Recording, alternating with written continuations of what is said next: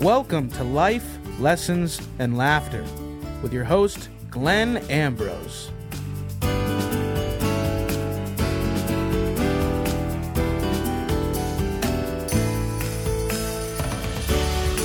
Hey, welcome to the show, everyone. Here we are. Today we are talking about something that kind of came up a lot recently, within the last month anyway. So it was about letting things go. So I had a lot of conversations about people letting things go and the kind of the confusion of when you're actually letting something go and when you're stuffing it. Because, you know, a lot of times once we understand that we shouldn't be holding on to difficulties, you know, we go, oh, that really bothered me. And then we go, okay, well, I should just let it go. We know that that's the right thing to do because walking around with it, carrying it is harmful. So we go, okay, I'm just gonna let it go. Well, the problem with that is that what happens is how we take something in, our mindset, the way we take it in, creates emotion. It's the way we perceive it is what triggers an emotional response.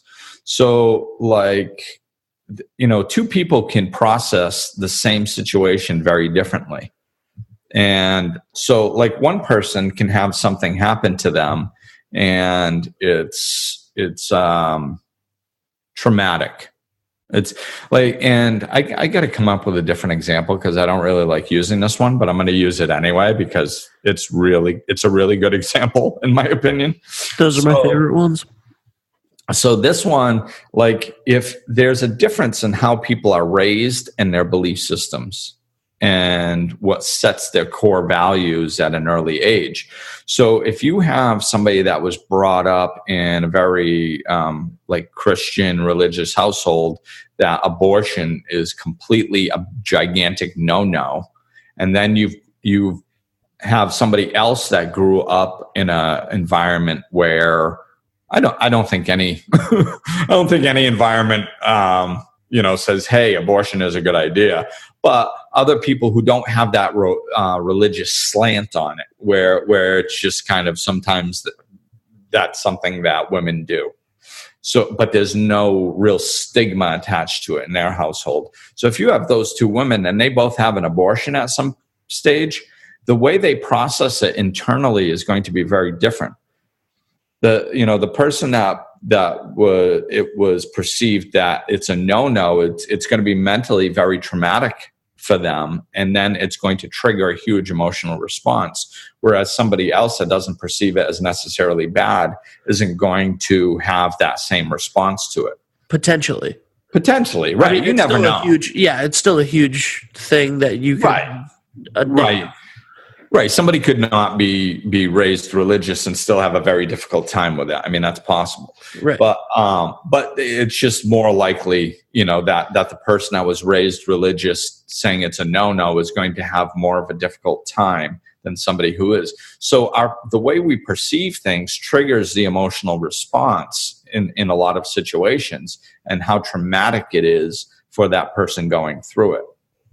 So with that in mind, understanding that the way we perceive something has a direct correlation to how traumatic it is on us. So what we have to do is, like, you can't just, if somebody perceives as the abortion as this traumatic experience, you can't just look at them and say, hey, let it go. Right. You know, you can't do that. You need to do some work on it. You know, so now that we understand that piece, I'm going to kind of pull it away from that and just kind of get back into normal everyday situations where it's, if you experience something negative and let's just say a coworker pisses you off. So you're at work, this coworker pisses you off and you go, hey, you know what? I'm not supposed to walk around pissed off at people, so I'm just going to let it go. So you walk around and you pretend you let it go. But what they did pissed you off. and it triggered an emotional response. You perceived it as them wronging you, and it triggered an emotional response of being angry towards them. Now, every time you see them, every time you think about what they did, it's going to trigger that same emotional response. It's going to trigger more anger inside of you. So you can't just let something go without looking at how you're taking in the information in the first place. So, in that situation, what you need to do is look at what they did and say, okay, why did that piss me off? That should be the easy question. You're going to know why it pissed you off. Well, because they, oh, okay, so that's why it pissed me off. What's a healthier way to look at this? So a healthier way to look at it might be like, okay, they were obviously having a bad day. It was about them. It wasn't really about me. It was just them acting out, and I don't have to take it personally. Let's say that that's the avenue you go to kind of make peace with the situation mentally, intellectually. So once you come to that conclusion, and you have to come to it not with what sounds nice, what sounds spiritual, and you should be latching on to. No, you have to come to something that makes sense to you. Where you go, something real to you. Something real to you. Something that you go, yes, that's how I should be looking at it. When I look at it that way, it doesn't make me angry. It makes me more empathetic and understanding to the situation. And it makes me not take it personally. And I can live with that. I can forgive them for doing that and move on with my life and understand that, it doesn't have to affect me moving forward. Once you come to whatever that understanding is, then you can let it go. But until you come to that understanding, you can't just let stuff go. Eventually you can get better at it. I think I've gotten better at it. So, sometimes it can take me 3 seconds in certain situations. Be like, all of a sudden somebody goes, something happens and you go, what the heck? That hurt. You go, oh, well, it was just that. Yeah, okay, so that's not really that big. I can let it go. And boom, it's done. You can rip through the process quicker once you practice it over and over. But it's basically the same thing, only on fast forward. You just get better at it. Living with a 3-year-old has helped me get better at moving on from stuff instead of holding a grudge. Because you can get instantly mad at a kid, you can get upset with a kid, but then you have to let it go. You have to. You're not going to, the kid do something intentionally crappy. And you're not going to, what are you doing if you walk around all day mad at the 3-year-old who purposely threw something on the ground or, whatever, purposely so why said something mean to you? What I mean? Why don't you get mad? How come you're able to let it go with the 3-year-old? Because it's a quicker realization of it's not personal. It's about them. It's not about me. It's not, you know what I mean? Yeah. It's not what you, but with an adult, you're like, oh, that person had the intention of hurting me. Right. Or that person had when oftentimes they weren't thinking about you at all. No. And even if they were less about you.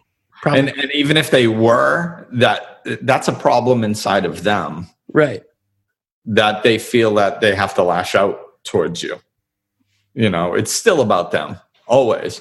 So it's never personal, which brings me to, the 4 agreements. Don't take things personally. You want to get better at that? Read that book. It is a great book. It's a great book. That's my top 3. I guess it's books. The last couple podcasts we've been talking about my books.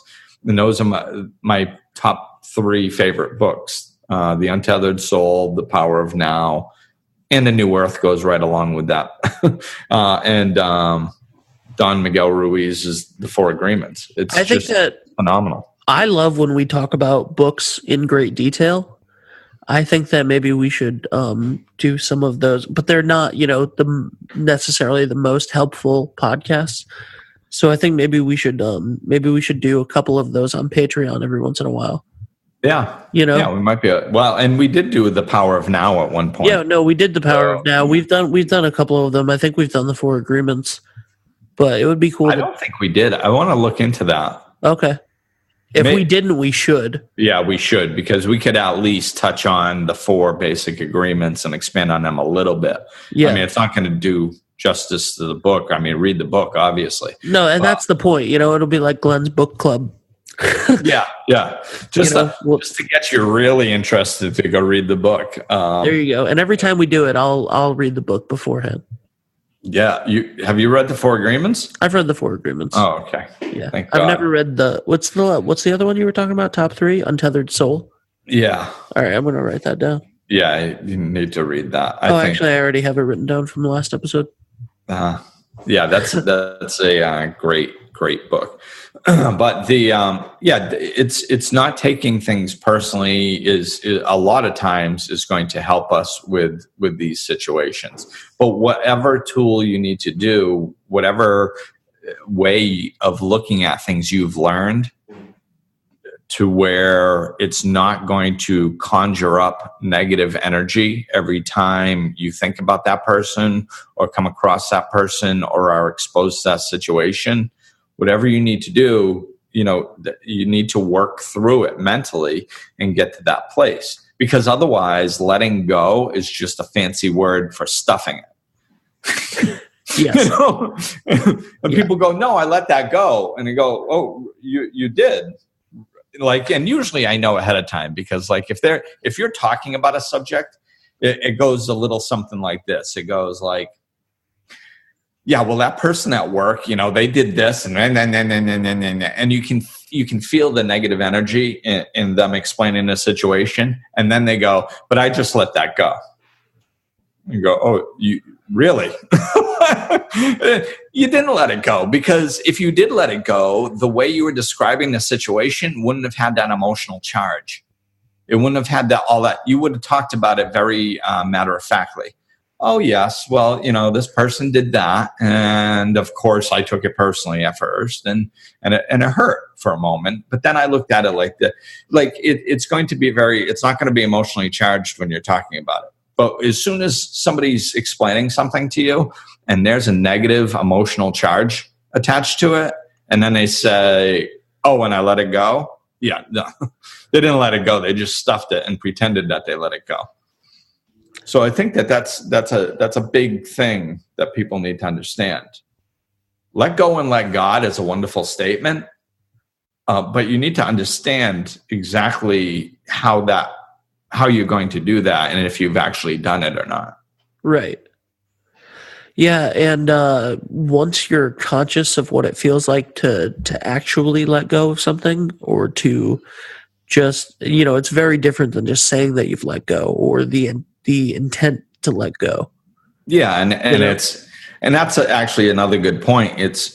We have to make sure we slow down enough to actually know if we let go or not. Because in the beginning, our ego is going to try to play tricks. Because saying that you let go of something is just a win for you. It's like my coworker did this and blah blah blah blah blah blah blah blah blah, but I just let it go, right? Yeah. That's a nice pat on the back. Yeah, that's an ego. I am. Yeah. I'm such a good person. I just let that go. Absolutely, so your ego loves that, but it doesn't really want to let it go because it's really a good source of food for it. So what it does is it allows you to think that you let it go, because if you think that you let it go, it gets to store it as a food source to keep your ego alive. So it's like, oh yeah, let them think that they let it go. Good. Let's just back off for a moment, because not only did we get an ego stroke because they think they let it go, but then later on we're going to use it for food to keep ourselves, just feeding off of that situation. Yep. And how they shouldn't have done it. So you got to slow down, and it's, you get better and better at the gut checks where you just go, no, that's, how should I be looking at this? I should be looking at it this way. Okay, cool. That's good. Yeah, I'm fine.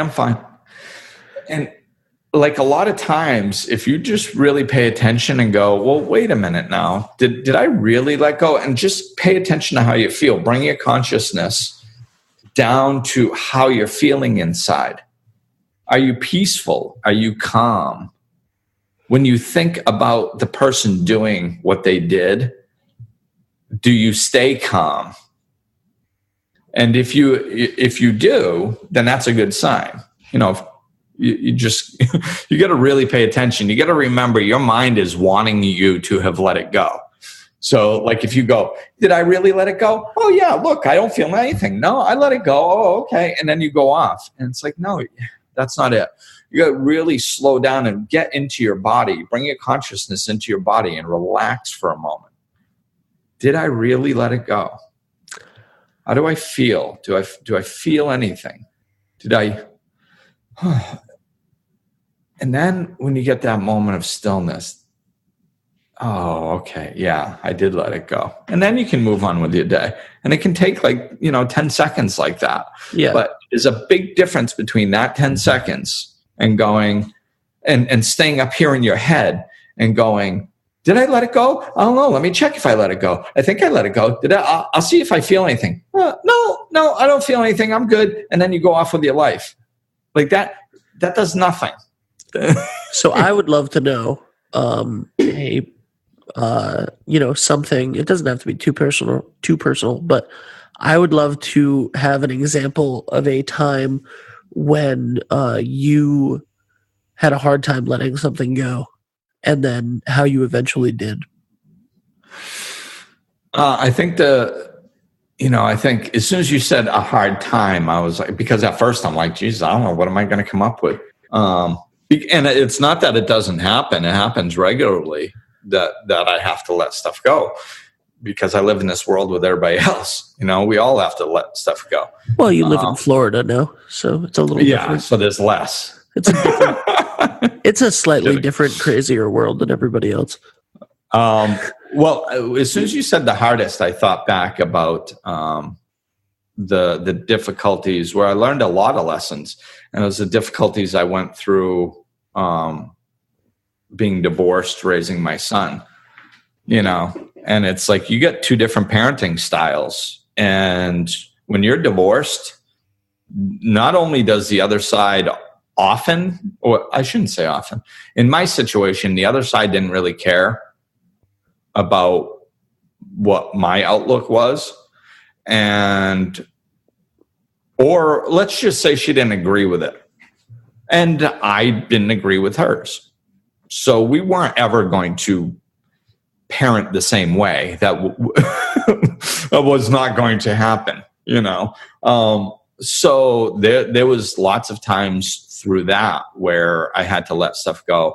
And one of the most difficult things that I needed to work really hard on was when something happened at my son's mother's house that I felt was really, really negative and harmful towards him. And as a father, you want to protect. And I had to sit there and go, okay, there's nothing I can do. I can't do anything. She, by law, can do whatever she wants to him within reason. And nobody's going to say anything. And he's young. He can't speak for himself. And there was situations where I really felt what was happening shouldn't be happening. And there wasn't anything I could do about it. And as a parent, that's very difficult. You think you're supposed to care for your child and protect them. And when you can't, it's that was one of the biggest things that was hard for me to work through. And I had to come to a place where, I had to understand that if I reacted in an unhealthy way, it was just going to put more distance between me and my son. And he needed me there, in my opinion. So I couldn't do anything like that. That helped me, make sense of it. And then the other thing, I really needed to understand that, he's on his own journey, just like I was on my journey and everybody else is on their journeys. And we love our children so much that we want to protect them. And it's hard to remember when we see them going through difficult times that they're on their journey, man. I mean, I don't know a kid who didn't experience any difficulty growing up. Everybody does. It's part of growing up. And how we grow from it makes us stronger and more capable people. And, now all of a sudden, so I had to really put faith in that he is on his journey. And if I can just help him deal with things instead of protect him from things, then he's going to come out stronger and better because of whatever he's going through. And remember that he's on his own personal journey. And I worked very hard at settling into that as a truth and believing it. And then I could let go of some of the stuff, and then I fast forward now, because that was years ago. I fast forward now and the kid decides to move to Florida and do his senior year of high school. Yeah. So he can get in-state tuition for college because he wants to go to college in Florida. I mean, that's a big deal decision. How did a kid get? A lot of kids couldn't make that decision, and he loves it. He loves the school here. He's really happy about the decision he made to come and do his final year of high school in a completely new area in a school like 5 times the size of his old one, and he's loving it. So, like, for him to be able to do that, I think it's because of the journey he's traveled. So now in hindsight, it's easy to look back and go, oh, well, see, of course, it made him stronger. Look at how wonderful he is. Yeah. But at the time when you're in it, it's very difficult. So I'd say that was one of the most difficult things to work through. Well, thank you for sharing that, man. And sorry I put you on the spot like that, but that's all good. And I'm glad to hear that he's loving Florida, and that's something that I don't know if we've actually talked about the move that you moved for your son's decision, which was awesome. Yeah. I think that I've gotten a lot of pats on the back for that, and I think it makes me sound a little bit more righteous maybe than I. I mean, you moved like a year or two earlier for your son's decision. I always expected I would move back to Florida because I really enjoyed it when I lived here. So yeah. I always expected I'd move back, and I figured I'd move back after his senior year of high school. That was, I wasn't latched onto it. Right. If I had to stay a little longer for some reason, I probably would have. But that was basically the plan. So really, 1, we just moved a year earlier, and 2, we moved to some place that I wanted to move to. So, we can't pat me on the back too much. This is what I wanted too. But it was his decision. I did leave it up to him, and I did make it very clear that if he wanted to stay and finish his high school in Rhode Island, I was more than willing to do that. He didn't have to move here a year early. It was only 1 year. It wasn't gonna. So I did make sure he understood it was his decision. But yeah, I kind of wanted it too. So what are some steps that you take now to not be in that resentful mind space? Like what are the steps that you do now?